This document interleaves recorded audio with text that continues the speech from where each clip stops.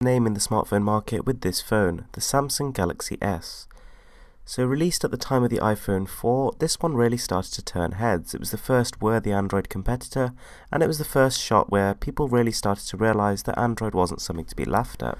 Although there were some performance issues, and clearly this wasn't quite as developed as the iOS ecosystem, it was still a solid effort.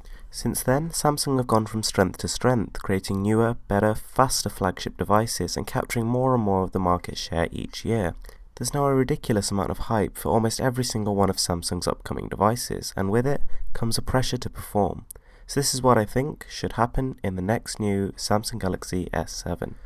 To be honest, I don't really have a problem with TouchWiz, but the one thing that really bugs me about it is just how it doesn't feel as fast and fluid as stock Android. So in this sense, we do need a specification bump, whether it be faster processor, more RAM, or just a faster flash storage, something to actually make sure that this feels just as responsive as its stock competitors. Next up, I want it to be next to no bezels. There literally is no need at all. I mean, it's just wasted space. As you've seen with the iPad Air, there is software tricks you can use to stop your thumbs accidentally touching the screen and that kind of thing. Those presses can be ignored.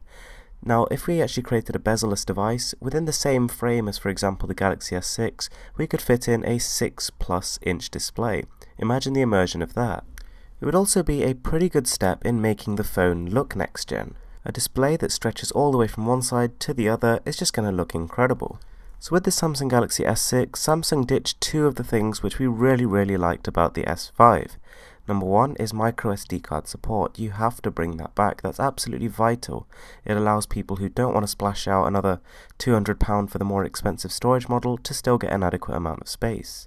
On top of that, we really want to see that waterproofing again. That was something which made the S5 that kind of go-to, durable, smart piece of kit. Now, another idea that I had, and something which I think would be really great to see, and to be honest I've not really heard of this anywhere, but I don't see why it couldn't be done.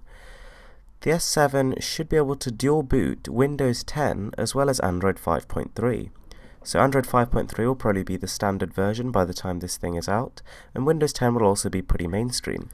As well as being made for touchscreen devices, Windows 10 is made to actually use mobile operating system components, so it should be able to take good advantage of the S7's powerful mobile specifications, and should run fluidly, quickly, and intuitively. And the ability to maybe just flick a switch on the side of the S7 and just for it to instantly reboot and then boot back into the other operating system, I think that would be an awesome idea. You know, there's tons of things that we want to do on Windows that we just can't as of yet.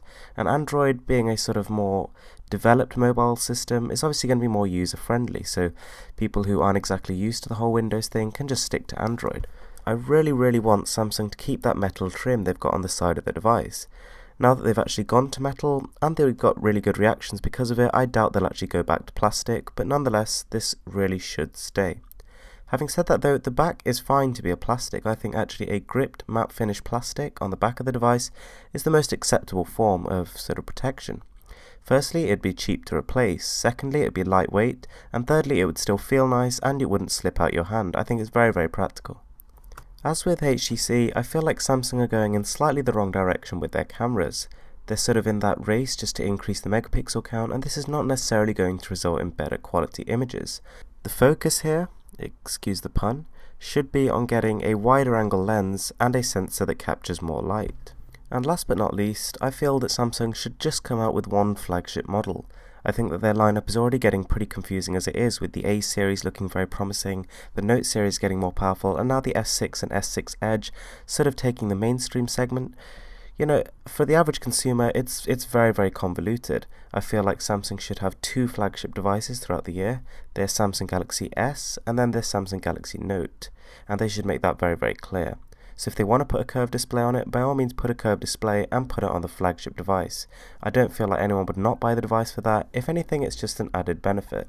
Anyway guys, that's it from me. I'm seriously excited for the Samsung Galaxy S7 and would love to know your opinions. What features